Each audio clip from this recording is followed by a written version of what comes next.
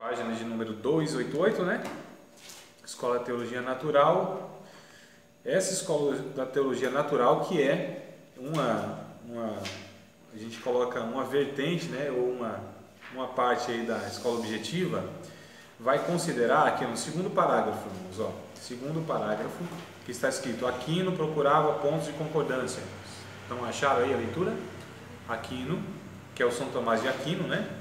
Procurava pontos de concordância entre a filosofia e a religião, insistindo em que a existência de Deus podia ser demonstrada pela razão, mas também era revelada nas Escrituras.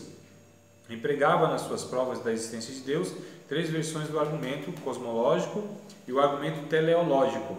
Então, essa escola da teologia natural vai dizer que há possibilidade de apresentar Deus pelo conhecimento que se tem da natureza, das coisas naturais. O Salmo 119, eu li para vocês na aula passada, não? Salmo 119. Salmo 19. 19, 1 a 3. Foi isso? Sim, a glória de Deus. Isso. Então essa seria a prova cosmológica, ou seja, a prova de um criador. Existe um criador. Eu falei do design inteligente, alguma coisa assim, para vocês? Não? Ou seja, que por trás de tudo, de toda essa criação, há um ser com inteligência, que é o próprio Deus. Há um criador inteligente, né? Que fez as coisas, no caso já vem o argumento teleológico, que faz as coisas com propósito, com finalidade, com designação. Não tem uma vírgula sequer que Deus escreva que não tem um sentido, que não tem um porquê. Deus não faz nada aleatoriamente. Deus fez assim, não tem sentido, não tem propósito, não tem significado. Não, isso não existe. Em relação a Deus, não. E tudo que Deus fez e criou, existe um significado, um desígnio e um propósito. Tá certo? Então, o argumento que se tem para provar a existência de Deus é a criação, as coisas criadas e a finalidade das coisas, ou seja, cada coisa criada tem uma finalidade, não é? Inclusive, muitas pessoas não sabem, existe uma pergunta filosófica, né? De onde nós viemos, o que nós estamos fazendo aqui e para onde nós iremos? Que são três perguntas que elas devem ser respondidas para que a pessoa tenha clareza da sua vida. Irmãos, o que tem de gente vivendo sem saber para onde vai, de onde veio e o que está fazendo na vida, não é brincadeira. O que tem de cristãos, inclusive, que não sabe a sua missão no reino de Deus, o seu papel no reino de Deus. O que existe de casais que não sabem o seu papel dentro do matrimônio. O que existe de líderes aí espirituais que não sabem o seu papel na religião. Não é fácil. Então, nós precisamos ter definidamente nossos papéis esclarecidos, não é? Qual é o papel do filho diante do pai? Qual é o papel do pai diante do filho? Qual é o papel do líder para os seus liderados?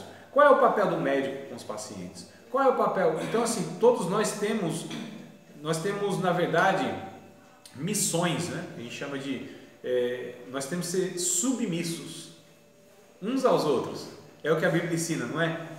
Lembra do Efésios, capítulo de número 5, verso de número 21? Sujeitai-vos uns aos outros, ou seja, sede submissos uns aos outros. Então, esse sentido de submisso esteja debaixo da sua missão, em relação ao outro. Então, qual é a minha missão em relação ao outro? Eu tenho uma missão em relação ao outro. Ao próximo, essa vai ser muito fácil vocês responder. Qual é a minha missão em relação ao próximo? Nós. Isso. Exatamente. Bateu na trave e entrou, né? Essa quase que foi. Olha só, qual é a nossa missão, irmãos? Primordial, principal e única, na verdade. E única. É que ela vai se desdobrar em outras coisas. Mas a minha missão, para que eu existo? Por que Deus me criou? Para que Deus me criou? Para quê? Por quê? Para quê? Para que é finalidade, né? Então, para que Deus me criou? E aí está escrito lá em Isaías 43, verso 7. Eu pensei que tinha falado para vocês esse texto. Isaías 43 e 7. Mas está escrito lá, para quê? Para é finalidade, não é? Para quê? Isso. Isaías? Como, aleluia, louvado seja o nome do Senhor. Vocês querem ter um segundo intervalo? Sim. trouxe mesmo? Louvado seja o nome do Senhor. Você quer trazer pra cá, ó? Que Então, a gente isso. dá um... Pronto, então vamos lá. Enquanto a gente tem aula ao vivo e a cor aqui transmitido, 43,7. isso, transmitido por todo o Brasil, o pessoal vai sendo servido. Só para vocês virem aí de casa. E aqui, enquanto tem aula, o pessoal é servido ao vivo também, viu? Ao vivo e a cor. 43,7, exatamente. Tinha visita lá. Leia compassadamente, assim, respirando, irmã Vera, respirando. Cada vírgula faz assim, ó. Só olhei, eu não li. Entendeu? Isso. Então respire nas vírgulas. Cuidado, hein? Coloca tudo, tá quente. Isaías 43,7. A todos os que são chamados pelo meu nome e os que criei para minha glória e que formei e fiz. Isso. A minha versão é assim. Sua versão é mesmo? É, né? Então, Deus criou e formou a todos os seres humanos para uma finalidade. Qual é a finalidade? Glorificar Deus. Glorificar Deus. Agora a gente precisa de explicações, né? Porque fica muito vago, né? Eu vivo para a glória de Deus, você tem que viver para a glória de Deus. Mas o que isso quer dizer? André, sim. Me perdoe. Hoje você começou aqui qual página? Só para me marcar para 287, mano. 287. 287. Agora pode. Estamos na 288. Então fica muito genérico a gente falar assim, a gente tem que viver para a glória de Deus. O que isso quer dizer? Viver para a glória de Deus. E aí a Bíblia vai nos dar muitas informações de como é esse para a glória de Deus nas relações, nas vidas e nas relações. Porque o nosso problema é relacional, irmãos, não é? Relacional. Em relação a Deus nós temos problema, em relação ao próximo nós temos problema, e em relação a nós mesmos nós temos problema. Então, em relação a Deus, todo ser humano precisa resolver a sua pendenga, a sua arenga, né? A sua desavença, a sua inimizade. Isso se resolve reconhecendo que Jesus é o seu Salvador. Então, sendo, pois, justificados pela fé, tende paz com Deus, Romanos 5:1. Em relação ao outro, então, nós precisamos amá-lo. Amar o outro com a si mesmo. Então, eu tenho que resolver os problemas de relação, eu glorifico a Deus. Então, quando eu me relaciono com o outro de uma forma adequada, comigo de uma forma adequada e com Deus de uma forma adequada. Como que se relaciona com Deus de uma forma adequada? Por meio de Jesus, pela graça de Deus, vivendo pela fé. Como que eu me relaciono comigo mesmo? Sabendo quem eu sou e para que Deus especificamente, obrigado, aleluia, louvado seja o nome do... Isso é para a glória de Deus. O pedido dela foi atendido. Isso é para a glória de Deus. Isso aqui é para a glória de Deus. Então, veja bem. As orações são atendidas. Vamos voltar para cá. Essa aula aqui é interessante, né? Enfim, de 5 em 5 minutos a gente interrompe, fala de tudo, aí volta. Vocês não lembram de nada, meu Deus do céu.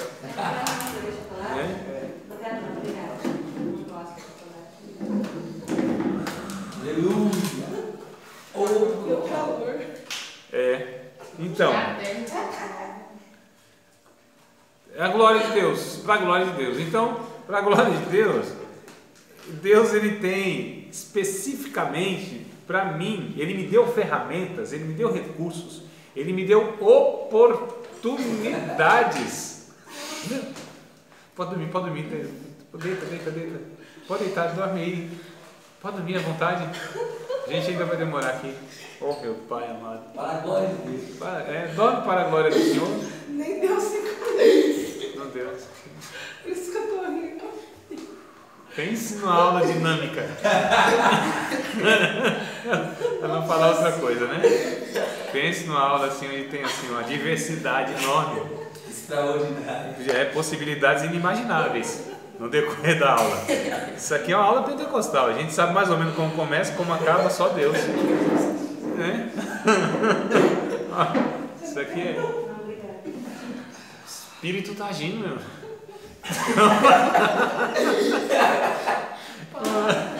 O espírito do Morfeu já pegou aqui. Vamos lá, amados. Vamos ver se a gente volta aqui para ter um conteúdo que tenha lógica, que seja sequencial Para a glória de e Deus. que seja para a glória de Deus. Que tem que ter uma finalidade, um negócio definido, né? Objetivo. Né? Então, Deus me deu peculiaridades, especificações. Deus me deu, estou preocupado, não precisa não caia. Deus me deu a cada um de nós, quando eu digo me deu a cada um de nós, ferramentas, aptidões, dons, sejam eles naturais ou não, e adquiridos. Deus nos deu oportunidades que são únicas e são nossas. Eu tenho contato com pessoas que vocês nunca terão na vida de vocês, e vice-versa. Vocês terão contato ao longo da vida de vocês que eu nunca terei com pessoas. Eu terei oportunidades e recursos que vocês nunca terão, e vice-versa. Então nós somos o único nessa peça, ou nesse quebra-cabeça todo do cosmos, não é? E aí o que acontece, irmãos?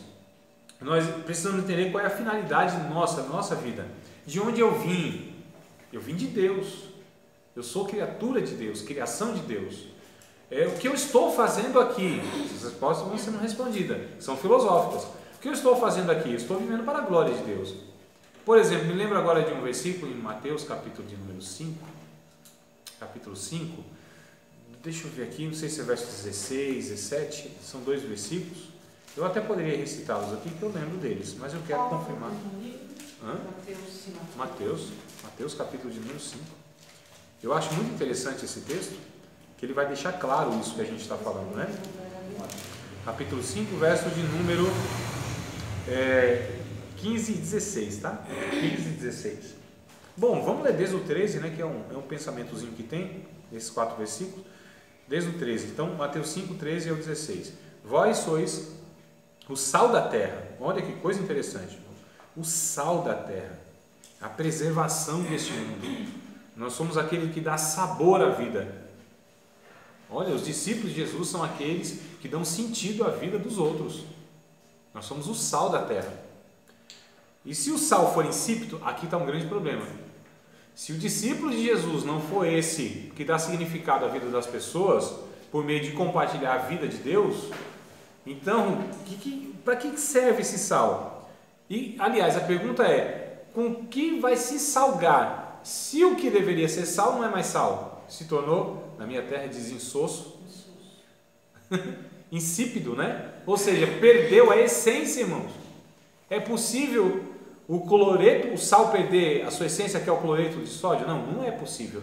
É que Jesus está se referindo aqui a uma outra espécie de sal. Mas imagina, o sal perdeu o cloreto de sódio. O que sobra? Nada. Não sobra nada. A essência, o sumo. Para que serve então esse sal? Diz aqui, para nada mais presta. Não é o que está escrito? Senão para se lançar fora e ser pisado pelos homens. E não é o que acontece com a vida de discípulos de Jesus, que não salgam, que não são na essência discípulos de Jesus. O que eles servem? Motivo de chacota para os outros, não tem autoridade na vida de ninguém, não influencia na vida de ninguém, não tem autoridade bíblica, né, para combater heresias. São pessoas que não fazem diferença nenhuma no meio onde convivem. Olha, irmãos, que coisa horrível. Então, a gente já vai vendo aí gente fora do propósito, né? Vós sois a luz do mundo. Não se pode esconder uma cidade edificada sobre um monte. Não tem como, irmão. Se nós somos luz, nós vamos ter que aparecer na vida das pessoas. Não tem como. Ou então não somos. Nem se acende uma candeia e se coloca debaixo do alqueire, né, de uma vasilha, mas lá no velador, e dá luz a todos que estão na casa. Ou seja, esses discípulos de Jesus precisam aparecer nessa sociedade, na angústia da vida das pessoas, precisam aparecer na história, precisam interferir no curso natural deste mundo que está indo de mal a pior. A igreja precisa entrar e interferir nisso. Essa luz precisa ser colocada no velador e dar luz, ou seja, dissipar essas trevas, né? Verso de número 16. Aí diz, então assim resplandeça a vossa luz diante dos homens, para que vejam as vossas boas obras e glorifiquem o vosso Pai que está nos céus. Pronto, irmão. Como que a gente glorifica a Deus? Sendo sal e sendo luz.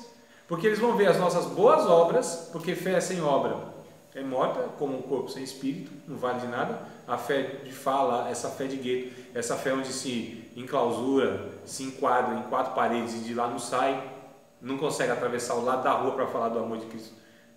ao vizinho, né? Tem gente querendo ir para o mundo, missões, mas não, o vizinho não ganha, os parentes não ganham, não. É um negócio esquisito demais.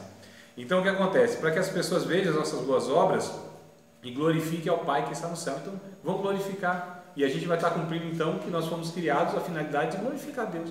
Como que a gente glorifica a Deus, irmão? Servindo os outros, né? Fazendo as boas obras.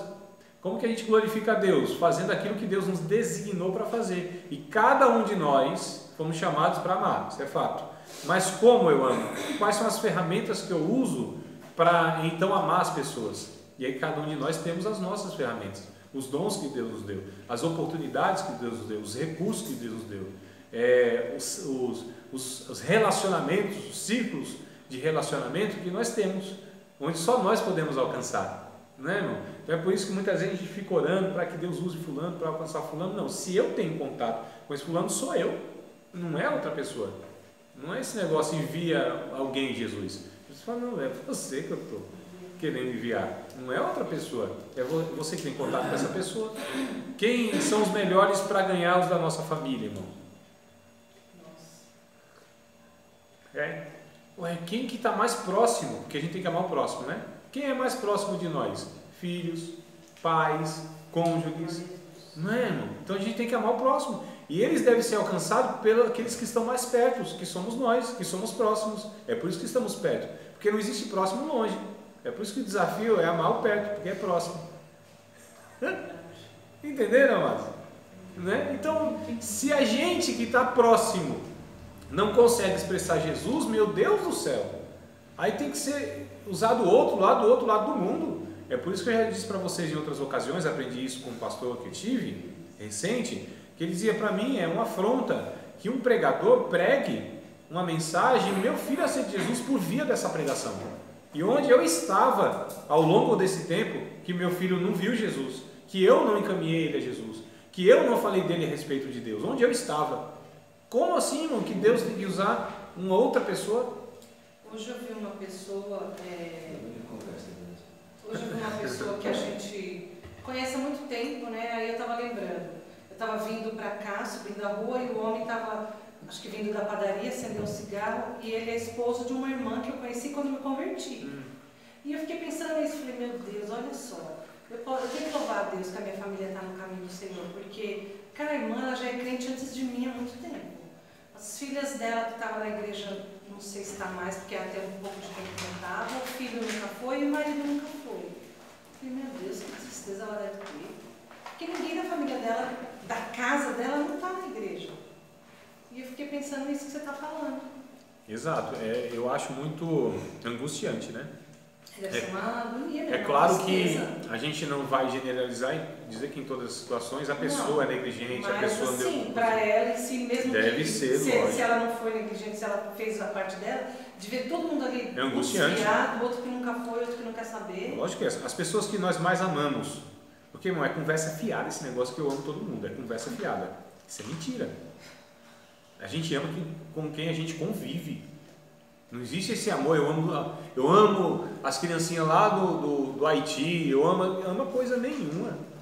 Quem ama coisa nenhuma. Amar mesmo, irmão, tem que conviver. Agora eu posso ser generoso e contribuir com alguma missão que está lá, eu sou generoso. A generosidade, ela é vamos colocar aqui, é uma imitação, não é imitação, ela não é o amor em si. A generosidade é uma virtude do amor. Podemos, acho que, classificar assim. É uma virtude do amor, mas eu não amo. Eu amo com quem eu convivo, irmão. Porque é fácil amar o que está longe. Que amor é esse que não exige nada? Ah, mas eu contribuo. Dinheiro? Esse é o amor que você... Dinheiro?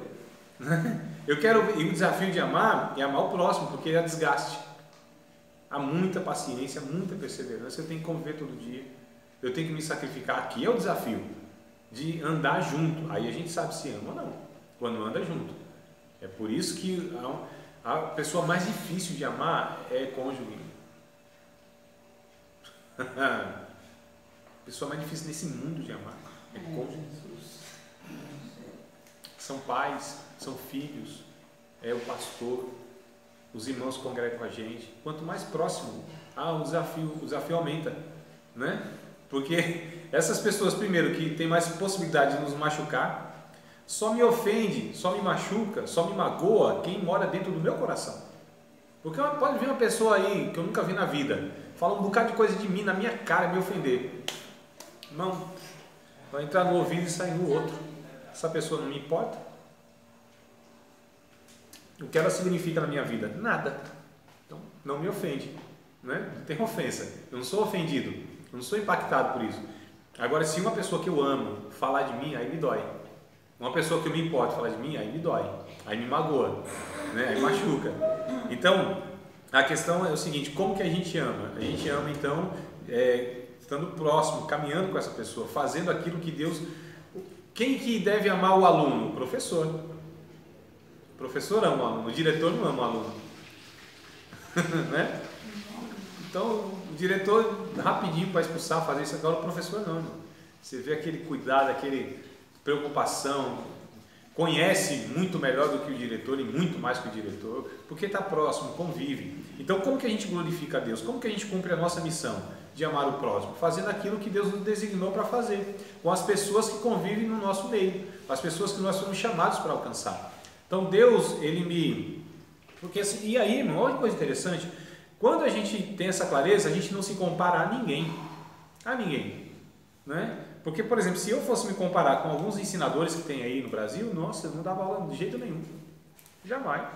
Eu pego esses caras, eu fico ouvindo assim, eu falo, meu Deus do céu, como pode uma cabeça tão boa assim? Como pode entender tanto da Bíblia assim? Né? E eu comparo comigo e falo, meu pai, coisa terrível. Eu não teria condição de falar para um público assim, não teria condição de elaborar isso, não teria. Eu aprendo com eles, repasso para vocês. Mas aí, Deus me deu a incumbência de estar alcançando aqueles que eles não alcançam. E não teriam nem, eu não estou falando de capacidade intelectual, eles não teriam oportunidade e nem recursos, porque é outra questão, é outra realidade. Mas Deus me deu a oportunidade de servir os irmãos que eu sirvo, de conviver com os irmãos que eu convivo. Né? Então, por isso que a gente não se compara. Então, a obra que eu faço, para mim, é uma obra excelente, é um privilégio enorme. Eu não estou numa academia, eu não estou na PUC, eu não estou na USP, eu não estou na Mackenzie, eu não estou na Metodista, eu não estou nas grandes faculdades dando aula, mas eu estou aqui com o povo de Deus, que são vocês, na quarta, na quinta outra, na terça outra, né? Tá. Isso para mim é a tarefa minha, é a missão minha, e eu vejo como algo importantíssimo, como a minha tarefa, né? Ou um dos aspectos que eu tenho na tarefa que Deus me deu, e aí eu preciso amar vocês. Como que eu amo vocês? Fazendo o que eu faço, da melhor maneira que eu posso fazer, e me dedico nisso. Né? Aqui, mas e fora daqui? Eu vou me dedicar de outra forma, para os irmãos em outros aspectos. Então, mesmo dentro da minha tarefa, da minha missão, existem aspectos diferentes. Aconselhar, ensinar, orar e uma série de outras coisas, um bocado de outras coisas aí. Quanto mais ferramenta a gente vai adquirindo, mais Deus vai colocando possibilidades para a gente servir, irmão. Então, quanto mais a gente vai conhecendo de Deus, quanto a gente mais experiência vai tendo, mais recursos vai tendo, mais tem gente para servir, né? O que o Salomão disse? Salomão disse que aquele que ele cresce em conhecimento, também ele se afadiga mais. Mais cansativo. Muito mais cansativo. Quem muito mais de Deus recebe dons e multiplica esses dons, muito mais trabalho vai ter. E o inverso é verdadeiro. Quem menos se dedica, menos vai fazer. Fica sossegado, fica tranquilo, não tem incômodo nenhum, não tem angústia, não tem sofrimento, não ama ninguém, também não sofre. Porque quem ama sofre, não é? Adriano, tu queria falar alguma coisa, meu irmão? Disse que queria ir. Não, no particular? Particular não no sentido que é particular para eles não ouvir. Lógico. Sim. Particular cada aula. Ah, tá, porque é outro vai desviar, tudo bem. Lembra aí que deve ser coisa interessante. Então tá claro, irmãos, nós somos criados para a glória de Deus, temos uma finalidade. O que é a glória de Deus? Servir as pessoas. São coisas básicas, né? O que eu estou fazendo aqui? A segunda pergunta filosófica que nós respondemos. De onde nós viemos? De Deus. Nós somos imagem e semelhança de Deus. O que estamos fazendo aqui? Glorificando a Deus. Como? Dessas formas que nós falamos e outras muitas mais. E para onde nós vamos? A pergunta filosófica é para onde nós vamos. Mas a pergunta cristã é para onde nós retornaremos. Para a glória de Deus. Para a casa do Pai. Para o próprio Deus. Porque a Bíblia diz o quê? Dele nós viemos e para ele nós iremos. Então, na verdade, nós retornaremos de onde? Varão, não tem nenhum versículo exatamente dessa forma. Isso aqui é uma versão minha. Se tem um negócio desse, eu fico... Não, mas se você ler Romanos, você vai ver mais ou menos essa ideia.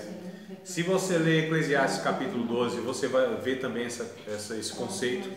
Eu trabalho com conceitos mais baseados, né? Mas não tem especificamente. Mas não, eu perguntei mesmo por isso. Se você ler Apocalipse, você vai ter essa clara percepção que a gente está voltando para a casa do Pai, reencontrando o Pai na mesa do banquete, na ceia, né? Revendo Jesus, o nosso Criador. Então, na verdade, a Bíblia ela mostra isso por conceitos, ideias e por essas passagens. Porque quando fala de Jesus, ele fala exatamente sim. Ele fala isso. Que eu vim do Pai e eu trabalho e eu vou isso fazer. Não, Jesus. Mas quando a gente traça essa ideia desde Gênesis, que nós viemos de Deus, nós somos originários de Deus, que de Deus nós saímos de alguma maneira, ou seja, pelo ato criador, né? Que de Deus nós recebemos a vida. Deus soprou sobre nós a vida, não é isso? Nas narinas, soprou. Nós, quando eu estou tratando de humanidade, né? Eu já falei para vocês que ninguém foi criado por Deus aqui, né? Criado foi o Adão. Nele, em Adão, então nós somos criaturas de Deus. Então assim, mas foi Deus que nos deu a vida, foi Deus que nos deu o Espírito. O nosso Espírito, ele emana de Deus. Então se emana de Deus, nós retornaremos para Ele. Eclesiastes capítulo 12 diz que quando o homem morrer, o pó volta para a terra, de onde veio, e o Espírito volta a Deus que o deu. Pronto, o versículo mais claro talvez seja esse, Adriano. Entendeu? Qual? O Eclesiastes 12, lá no finalzinho, não me lembro, não, mas 12:7, mano, já está engatilhada, né? 12:7, então diz isso aí. Vai pregar na Assembleia de Deus. Isso, mas fora esses que eu falei para vocês, esses livros, eles vêm trazendo aí essa clareza, essa ideia de que nós voltaremos. Então a pergunta não é para onde nós iremos, para onde nós voltaremos. E nós voltaremos para o seio do Pai, para o âmago de Deus. Nós voltaremos para a presença de Deus, de onde nunca deveríamos ter saído. E saímos, irmão, em Adão, né? Ele não saiu da presença de Deus, ele foi expulso da presença de Deus, foi expulso lá do Éden. Então disse, ó, minha presença não tem como mais você participar, é expulso. A gente nunca deveria ter saído de lá, mas nós saímos, Deus foi atrás de nós, nos resgatou e está nos convidando, e, aliás, está nos encaminhando, nos colocou no caminho, em Jesus, né? Jesus é o caminho, né? Então nos colocou no caminho, e aí em Jesus nós estamos indo, ou voltando, para onde nós nunca deveríamos ter saído, que é a própria presença de Deus. Eu acho muito interessante, porque é isso que a Bíblia ensina, e aí a gente percebe então que há essa possibilidade de nós estarmos falando a respeito de Deus por essas vias, da criação, da finalidade das coisas, né? E como nós mostramos mais claramente, irmãos, existem explicações no livro de vocês, não sei se vocês leram, mas vale a pena ler. Tem muita informação e eu não vou chegar até lá, é fato. Fato, já estava vendo hoje, eu falei, não tem jeito. Pelas aulas que a gente tem, né? Vai falar sobre a questão arqueológica, vai falar sobre o dilúvio, sobre a arca, vai falar sobre muitas provas históricas. Mas, apesar disso, a gente tem condição até de apresentar de uma forma satisfatória. Mas mais poderoso do que esses argumentos é, de fato, viver dessa forma para a glória de Deus. Isso é fato, irmãos. Esse é o argumento mais poderoso que nós temos, tá certo? Para apresentar. Então, sobre a finalidade das coisas. Qual é a finalidade do ser humano? Essa. Se eu apresento isso, eu estou sendo, então, uma testemunha de Deus. A escola da revelação. Estão acompanhando aí? Escola da revelação? Essa inclui gigantes da fé, tais como Agostinho, Calvino, Abrão, Kuyper e outros mais. Esses pensadores geralmente reconhecem que as evidências objetivas, os milagres, as provas da existência de Deus, as profecias, são importantes da tarefa apologética, da defesa da fé, né? Mas insistem em que o homem não regenerado não pode ser convertido meramente pelo fato de ser exposto às provas, porque o pecado enfraqueceu gravemente o raciocínio humano.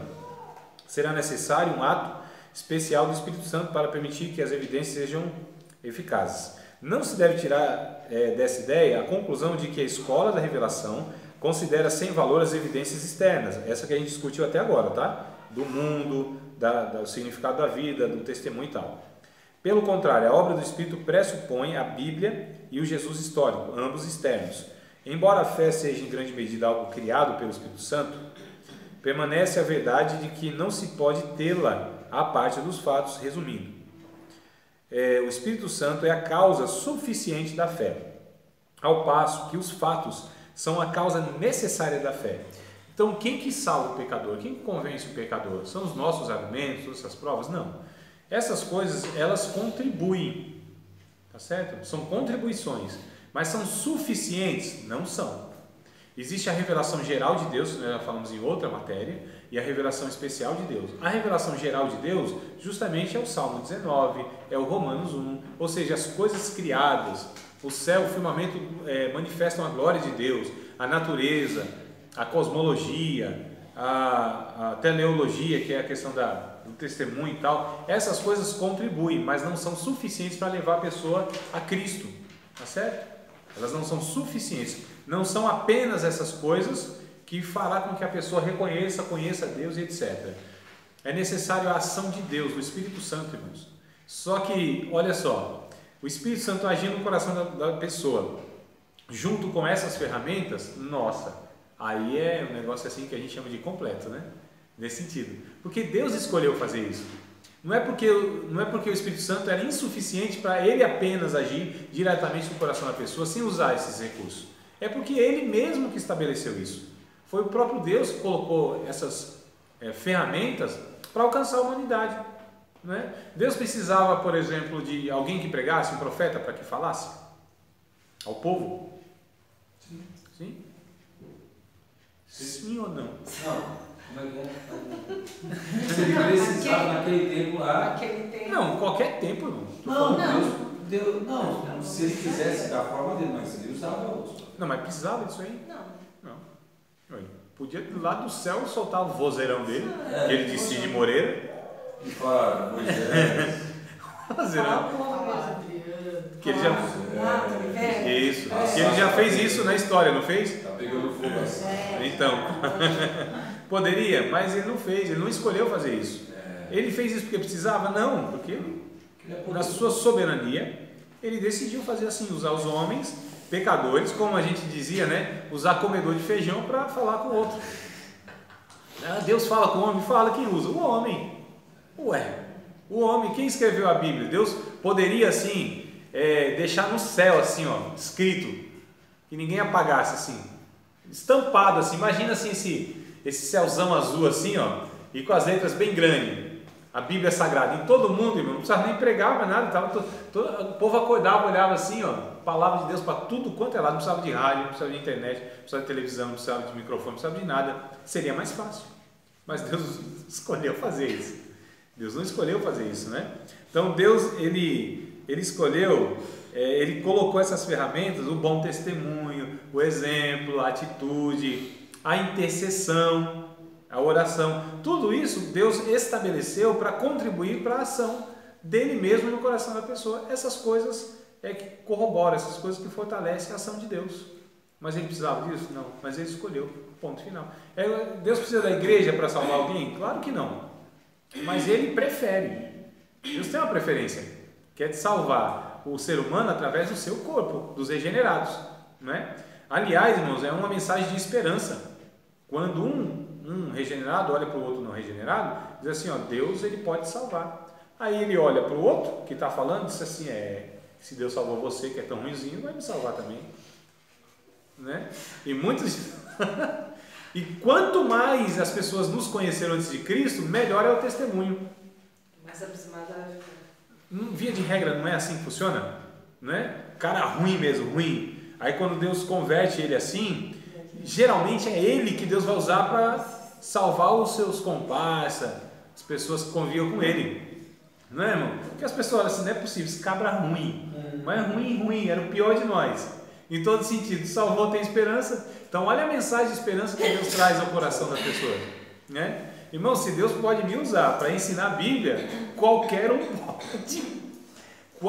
um pode ser analfabeto, pode ter dificuldade na dicção, pode não ter memória boa, pode não ter preparação acadêmica, pode não ter um monte de coisa. Se Deus me usa para transmitir a sua palavra em forma de ensino. Pode usar qualquer um, mas é qualquer um mesmo, irmão. Até Saulo.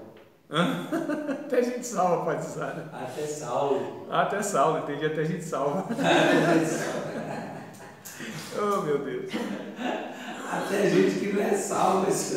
Então, assim, às vezes eu vejo uns alunos começando no estudo, na fé cristã, e eles projetam na gente assim, falam, nossa, uma admiração, né? Isso é até honroso para mim, né? Nossa, eu queria se ensinar do jeito que você ensina, ou tal. A gente entende, ele não sabe, tá? Pai, perdoa que não sabe o que está pedindo, mas assim, aí eu falo, não, meu irmão, você não tem noção do que Deus fez na minha vida. Você não tem noção, quando eu vim para Cristo, o estado que eu estava, quem eu era, né? O estado físico, mental, biológico, psicológico, caso psiquiátrico, inclusive. Eu falo organizado, mas mais ou menos aí. Assim, um lixo humano, prestava para nada. Você não tem noção que Deus fez na minha vida. Então, se eu faço se Deus me usa para alguma coisa, é esperança para você e para qualquer um, que pode fazer muito mais, né? Então essa é a verdade, irmãos, que a gente percebe aqui, e essa escola da revelação, ela vai considerar essa questão, que o Espírito Santo é quem age, e o Espírito Santo age por meio dessas outras questões que nós falamos também, que é a questão natural, a questão objetiva, né? Então quando a gente ouve revelação, a gente já imagina, não, nada disso Deus vai usar, é só Deus e o camarada lá, ou a camarada. Não, é Deus usando todos esses recursos, é o que a gente tem que fazer, usar todos esses meios aí. Tudo bem, amados? Tem alguma pergunta fácil e rápida? Acabou. Já foi mais aí seus quase 40 minutos depois do intervalo.